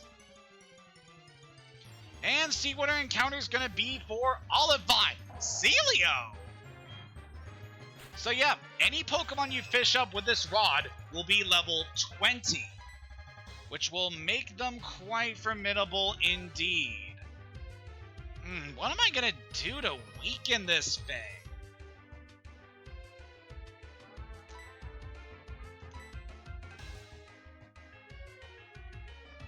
I guess we can have Charlotte out here just to soften up a bit. Okay, I'm a little concerned. That move it just used is Ice Ball, which is the equivalent of Rollout. That one attack that truly screwed us over with one of our Pokemon. Ah, damn it, you have a move that could help stop that, but ugh. Dottie has a move that can also stop that, but you're weak to ice. Snorkel is Smoke Screen, and Sun. Between these two, Snorkel has better defense. Yeah, I want to try to shut this thing down if we can. This could be bad. So yeah, much like... Well, never mind. Well, we don't have to worry about that right now. So yeah, Ice Ball can be a bit of a pain. It is the Ice-type equivalent of Rollout, so you definitely want to watch out if you see a Pokemon use it. Thankfully, not many Pokemon get that move. I think it's exclusive to the Spheal family. But yeah, this is definitely a Pokemon that we can catch at this point. We got a few Lure Balls we could use, potentially. If you actually get a benefit from Lure Balls. Yep, we caught you. Good. This is a really good Pokemon for this team. It's an Ice Water type. It's very bulky, and yeah, it's just very good. Alright, so what do we want to call you? I am open to suggestions from the chat for the Sea Lion.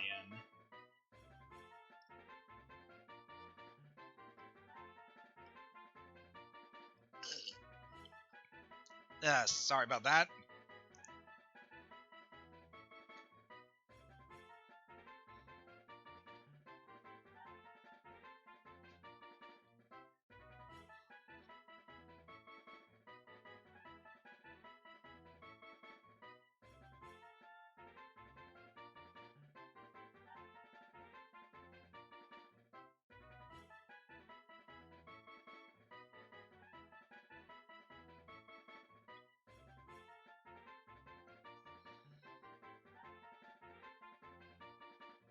Okay, I think I have a name in mind for this fellow.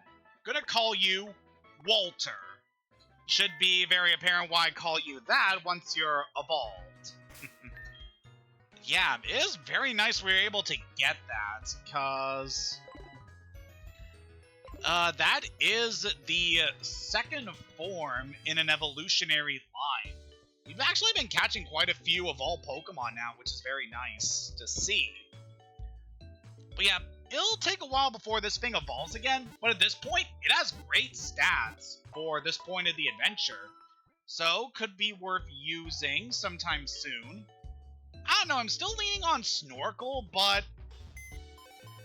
for the time being, we still have quite a few levels before Snorkel's gonna be able to really shine about. Wow, you have Mystic Water. And you also have Rough Skin. Well, your nature's definitely gonna make some good use out of Ice Ball. And you also have Body Slam. Neat.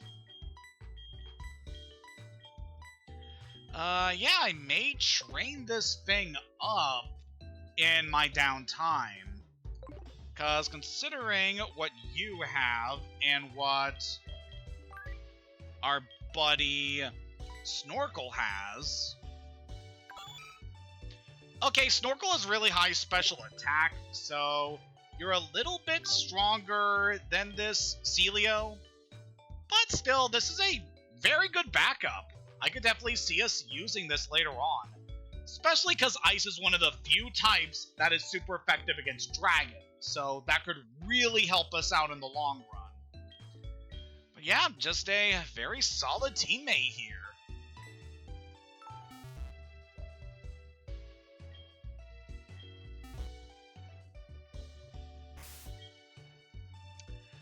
Alright, now that we made that capture, I just want to say that at this point, I could recommend going back to some previous areas that you may not have caught Pokemon at in order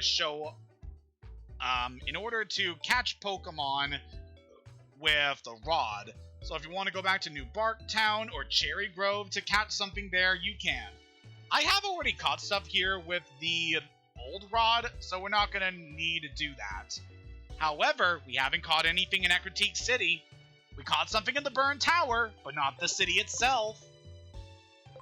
So yeah, when we eventually return to Ecruteak City, we can make another catch there. But for the time being, we got some more stuff to show off. So let's go look around. In the store here, what do you have? Just nuts and heal balls. More standard fare. We could take the opportunity to sell some of the items we've been collecting. So I really got no more use for some of this stuff. So let's sell these nuggets.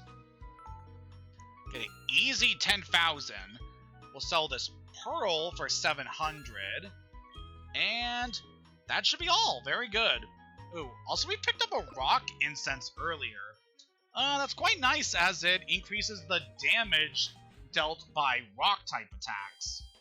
Could be useful to us in the future once we get some rock-type moves in our party. I feel like that there's a hidden item over here. Yeah, we get a rare candy. Nice.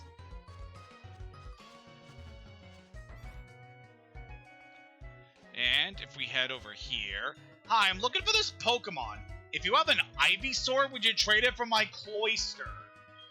That actually sounds like a pretty good trade, honestly. But man, good luck finding an Ivysaur in this game. My sister gave me a lot of seals. Here, have some. So I believe you can talk to this girl once a day, and then she'll give you various seals. Which could be nice to customize your Pokemon. Whenever I get in trouble, Daddy always scares me. Along the way to Cianwood, there are 4 deserted islands. Bad kids are taken to the islands as punishment. Ooh. Let's definitely see a lot of superstition and also traditions that are held in the Johto region. Not necessarily positive ones. If we examine with the item finder around here, is something down here, but we cannot get it yet. And we're not going to be able to get that until much later on in the game. Yay. Dark roads are dangerous at night, but in the pitch black night, the sea is even more treacherous. Without the beacon of the lighthouse to guide her, no ship can sail. This is the lighthouse we've been hearing so much about, and apparently a Pokemon running it has been fallen ill.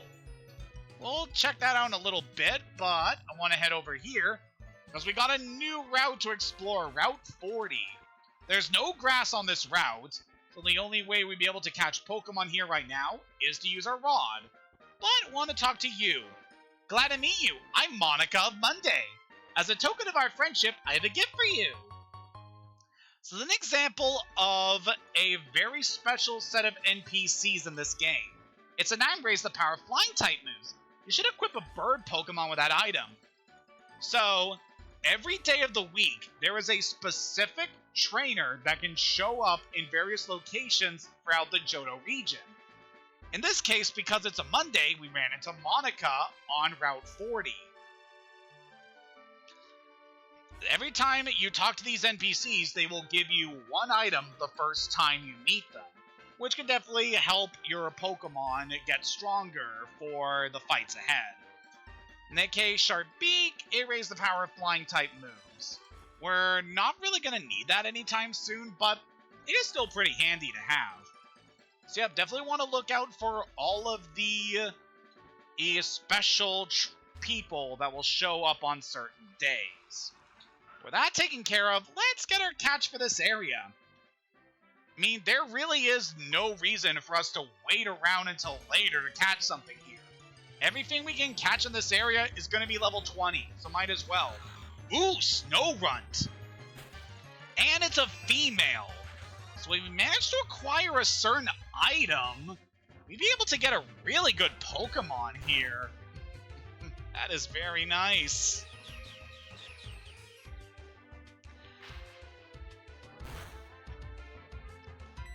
Alright, so this one is definitely something I want to catch. And, ugh. Do not do that to me.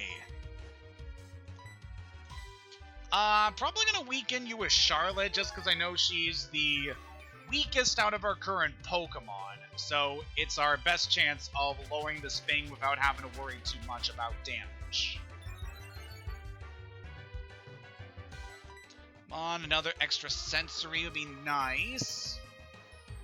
Don't use that icy wind on me.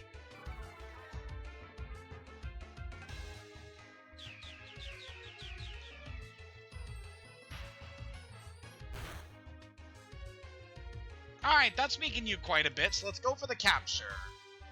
Of our current options, we're all out of regular Pokeballs, so I guess it doesn't matter too much what we use. Let's try a friend ball. Do you want to be my friend, Snowrunt?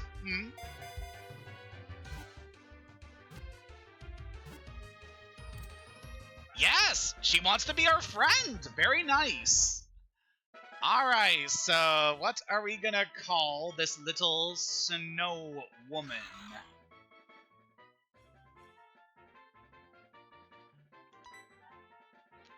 Kind of already have an idea for a name in mind, although it's kind of a easy pick. Yuki.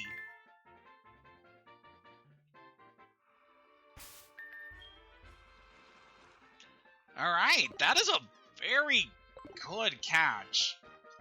I don't know if we're going to be able to find the specific item to evolve you on the field, though. Yeah, we haven't found one so far, and it could be quite a ways before we can actually get that item. And we can't even get it at the Pokeflon because that requires entering the post-game before we do that. But that is a very nice encounter. Guess we could take this opportunity to check on our little lassie here, see what you got. Arena Trap. So we wouldn't have been able to even switch out from this opponent. So Charlotte was stuck having to fight this thing. Okay. You're definitely a pretty decent Pokemon. Yeah, normally it takes a while for this Pokemon to evolve, so you have to baby it a little bit. However, we caught a female one, which means if we acquire a certain item, then we can evolve it immediately. And I would highly recommend evolving it immediately because its evolution is just so good. But yeah, you're definitely nice to consider for later. Alright, now that we've gotten that taken care of, let's heal up the team, because we got a new area to explore. So I'm thinking to close out this session, how about we go check out the lighthouse that we've been hearing so much about here in Olivine City? And that'll be a nice way just to get some context for what's going to be going on in this area, and just give a nice opportunity for us to train up our Pokemon for the next thing we're going to do. Because, yeah, after this session, I definitely want to train up my team to make sure that we are prepared for the next gym battle, because Morty could definitely give us some trouble. Alright, here we got the lighthouse. In the past, Pokemon used to light the sea around Olivine at night. The lighthouse was made to pay tribute to those Pokemon. Definitely going into some lore about this area. People train at this lighthouse. Not easy to climb because of all the trainers. Oh look, they put an elevator here. How nice of them. We can just ride this elevator all the way to the top. They're so nice. I'm so glad that they redesigned this area in the remakes. It makes it so easy to just get to the top without having to worry about...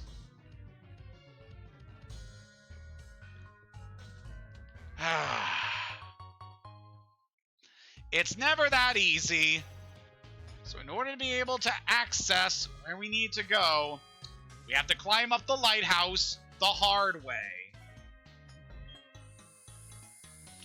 Well, Charlotte, I hope you're ready for this as much as I am, because we got ourselves quite a few battles ahead.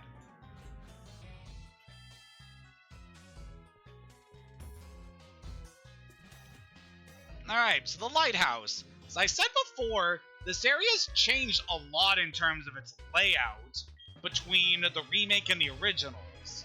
So, it's gonna be quite interesting to go through here, but at the same time it's also gonna be very similar to how things were originally. Oof, already we got some pretty formidable Pokemon here. Yeah, this is technically an area you're supposed to go to after dealing with stuff in Ecruteak City, namely the gym, but I want to get this out of the way now because, ooh boy. Yeah, we should be fine. Just punch the rat in the face!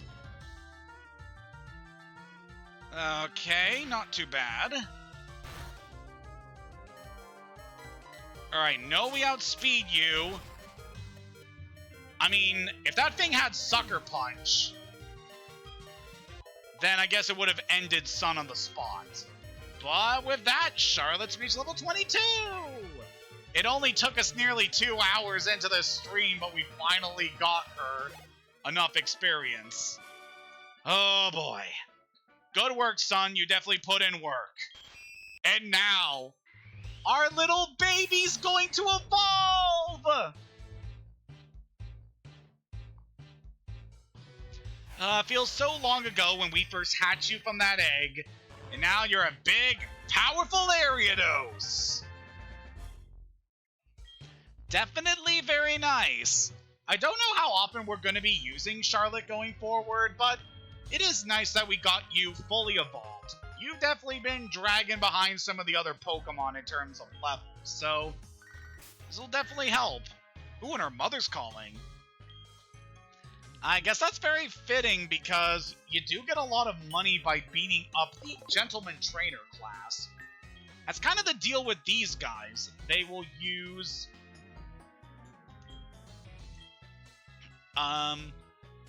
So the thing with them is that beating them usually gets them a lot of money as your reward. So yeah, it's definitely very nice. And he registered us in the phone. So that'll be nice for later.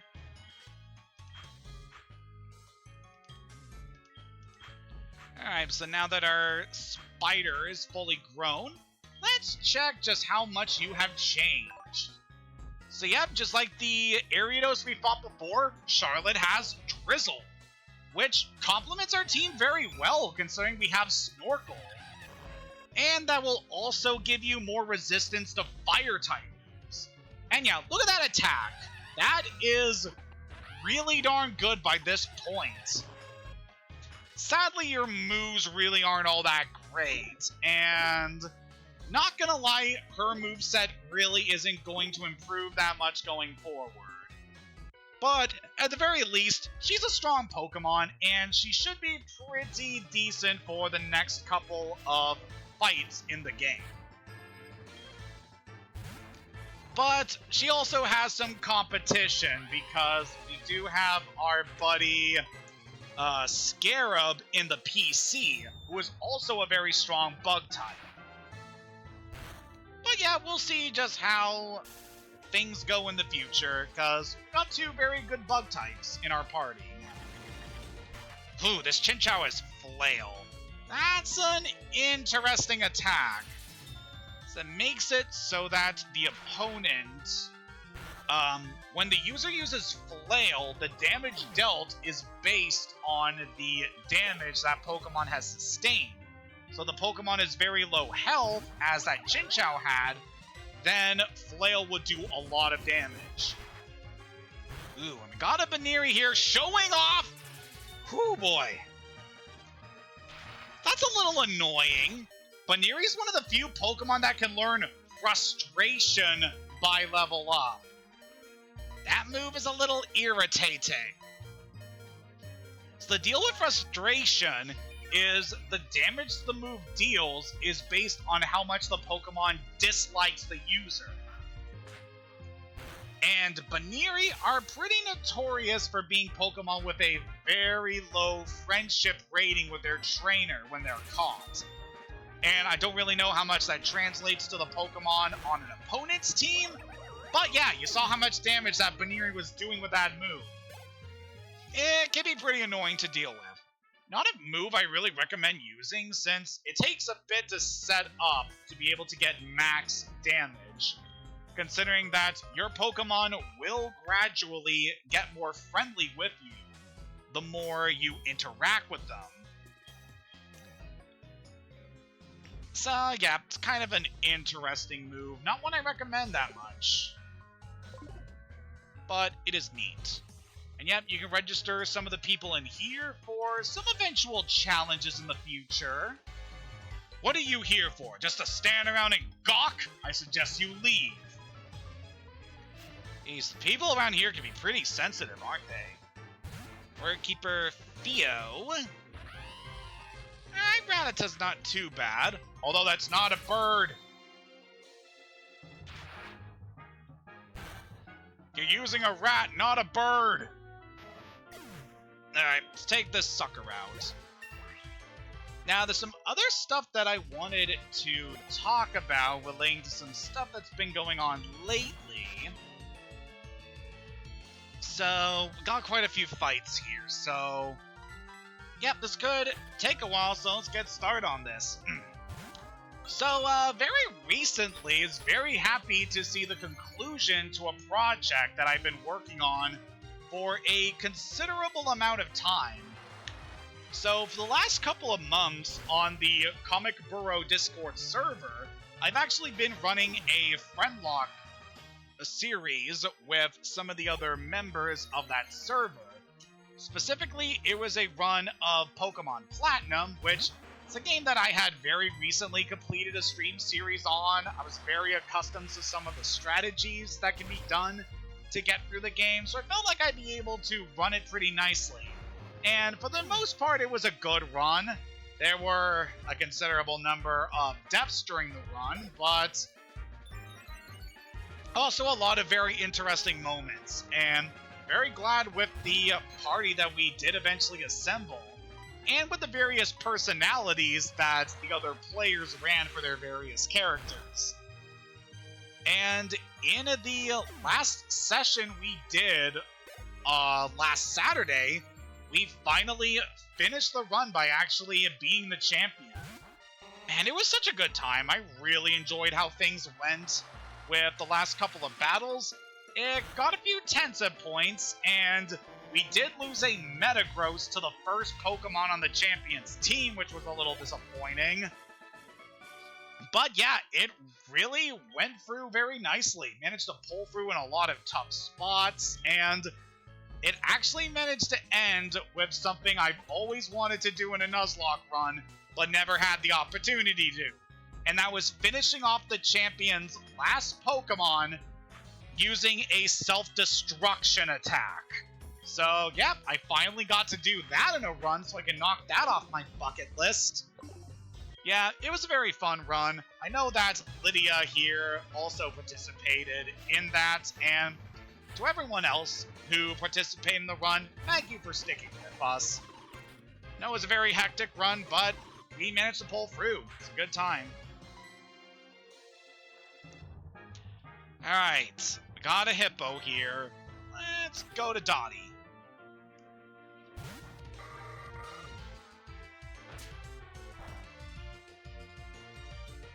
Alright, shouldn't have to worry too much about you if you try to counter with Yawn or something.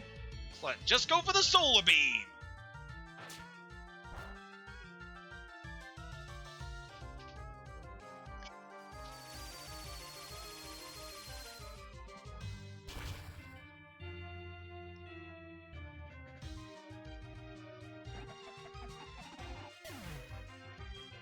Ah, good work.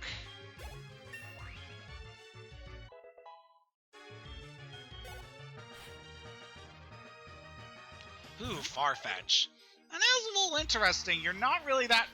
Really, Farfetch has Sandstream. Just funny just how many Pokemon have ended up with that specific ability during this run. Yeah, shouldn't have to worry too much about you. Farfetch'd, at this point you can be a little bit of a, ha, you got poisoned, idiot!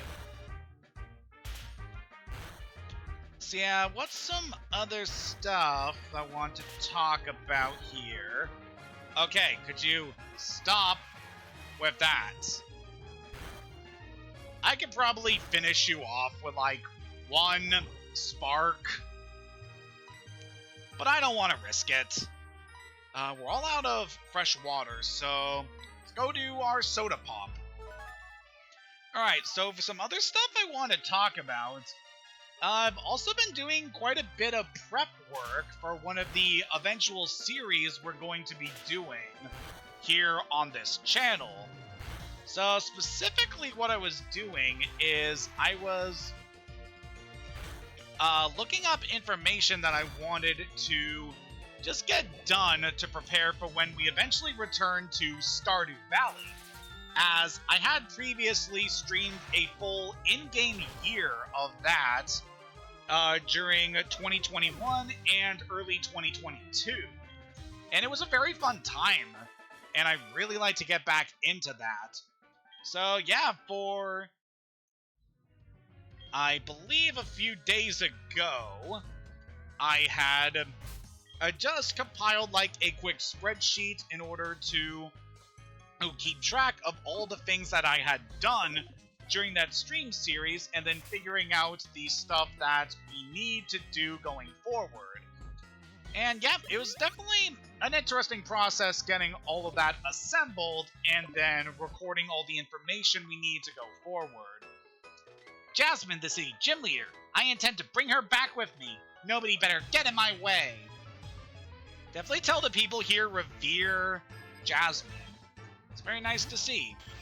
Aw, you have a Spinnerack, lady after my own heart. Sahara, destroy it. So yep, definitely fun getting that spreadsheet compiled so that I have a clear idea on what my goals are going to be when we eventually return to Stardew Valley. Should be a very fun time. The second year, I feel, is when things are going to get really good. Because the first year is mainly dealt with a lot of prep work in order to build up your farm, accumulating the resources to buy buildings and animals for the farm, for being able to upgrade your tools so that you can explore more areas and have an easier time setting up your farm. The first year is very much a preparation year to get yourself situated in what you're going to be doing in the game. And I definitely feel the second year is when things are going to pick up. And that now that we have managed to set up a lot of things that are going to be on the farm for the rest of the game, it's going to be very cool just to get to show off and get to accomplish some things in a lot more of a much more efficient way. And that most of our farm has been built up, we'll be able to do so much, and then we'll be able to definitely have a better opportunity when it comes to farming. And the second year is also when I start to really focus on building up my relations with the townspeople. Because looking at things, there were definitely a lot of NPCs in that game that I felt like I hadn't really bonded that greatly with. So going forward, when we eventually return to that game, I definitely want to focus on trying to boost our relations with the villagers. Especially because the second year is also typically when the player should be married and start a family. So yeah, that'll definitely be very fun to get to show off all that on stream. Yeah, it's gonna be a good time. I'm definitely really looking forward to when we get to playing Stardew again. It's definitely gonna be a fun time. Especially with a lot of the stuff released in the latest updates, because, oh man, the second year is also going to introduce to us a lot of very neat stuff we're going to be able to do. Like, there's an entirely new section of the game that opens up once you have accomplish certain goals by the time you're in the second year. And that, of course, opens up new opportunities for you to be able to just be able to grow more crops, catch more fish, get to interact with more NPCs. It's going to be a great time. Really excited for when we get back into streaming that game.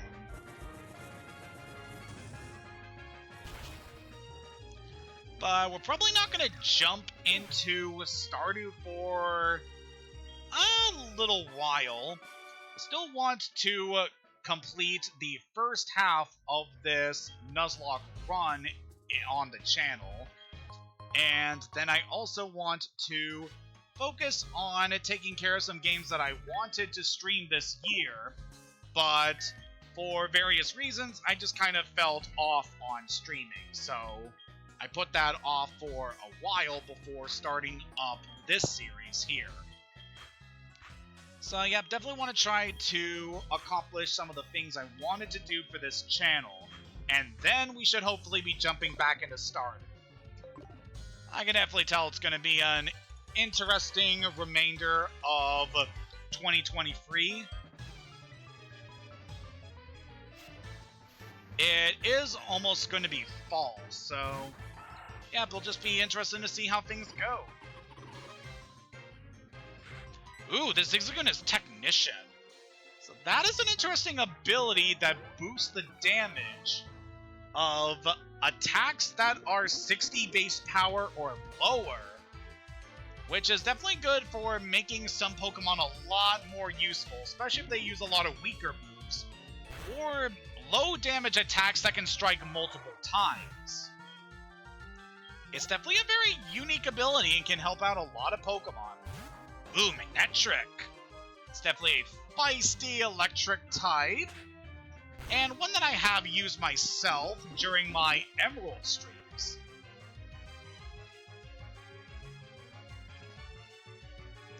Alright, you should be pretty easy to take out, though. Alright, you hung in there. Guess it makes sense since Sahara is still an unevolved Pokemon.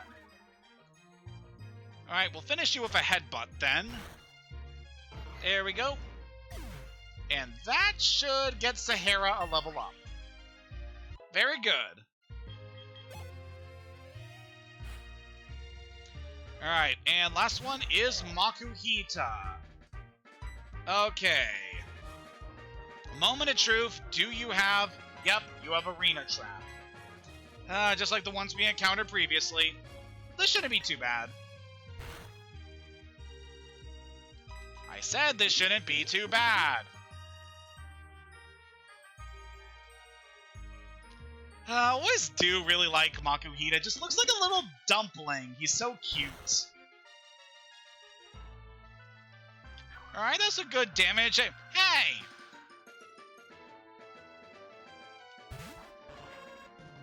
Okay, we managed to switch out to the Pokemon I wanted to have here to fight you. Fine.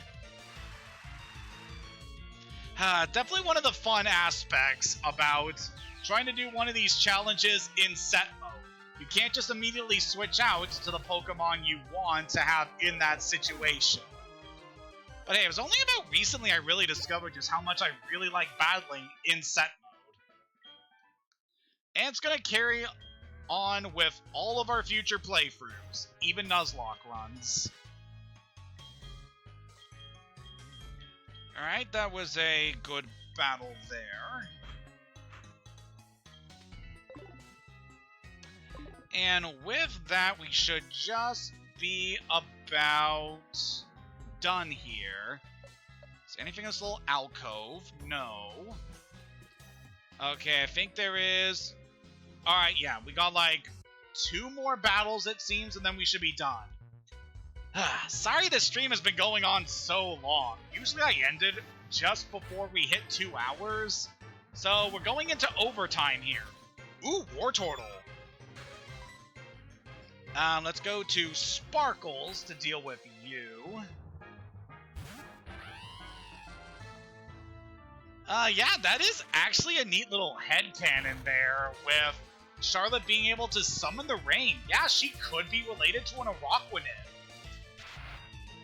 However, I just think it's very interesting that we're specifically playing SoulSilver. We were gifted a Pokemon egg that hatched into a Pokemon that started off with a Psychic type attack in Extrasensory, and also has the ability to conjure rainstorms. That is a hell of a coincidence, if you ask me. You are both kind and strong. Oh, thank you, dude. Definitely a thing I like about the tower here when it comes to eventual rematches. The only people in the tower that you have to register their number to be able to call them, they're all found on the near the bottom of the tower. So it just gives you a very nice way to be able to quickly get to them without having to worry about going through too many floors. Alright, let's heal up Sahara. We could use you in the next battle ahead. Alright, what do you got, Buster? I wanted to battle Jasmine, but she's not up to it now. So how about you? I guess I could fill her spot. I mean, I'm probably not going to be as formidable as Jasmine, but whatever, we can do it. Tentacool. Always been a personal favorite of mine, and a Pokemon I did use during my gold streams. Take out pretty easily with Sparkles. And then we got Anorith. That's quite unique. So, Anorith is a bug rock type, one of the few in the series. Definitely a strong physical attacker, but nothing we really have to worry about right now. Especially because at this level, this thing really doesn't have a lot of good moves. Sorry, I'm getting sneezy again. Let's take this Animalicaris out. Get Sparkles another level up. This is so good because it's definitely going to help cut back on the amount of training we're going to need to do later. No, we do not need Roar. I do not find it useful for the strategies we're going to be pulling. Oh, why do you gotta do this to me? Sending out one of my old Pokemon against me!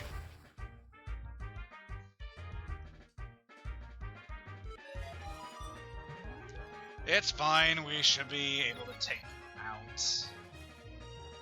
On Sparkles, fight the confusion!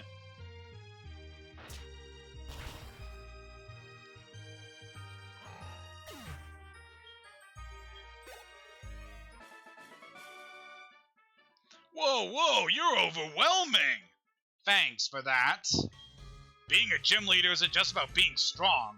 A leader also needs to be compassionate. Yep, I can see that. As we have shown plenty during our various streams, you gotta care for your Pokemon if they're gonna get strong.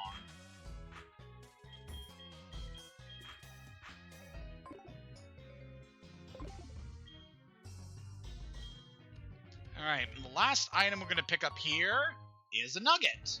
Alright, that's very handy. So don't believe there are any hidden items we gotta worry about in here. Let's get up to the top. Hello. Its breathing is slight. This Pokemon always kept the sea lit at night, but it suddenly got sick. It's gasping for air. I understand that there's a wonderful pharmacy in Cianwood, but that's across the sea, and I can't leave Amphi unattended.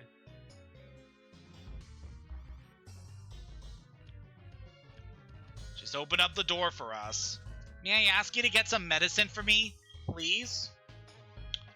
We know what our mission is going to be now.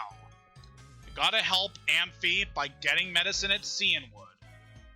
But in order to get to Cianwood, we're gonna need to be able to cross the water. And in order to do that, we need the Ecruteak Gym Badge. So yep, we got ourselves a lot of preparations to do to make sure we are ready for the fight ahead.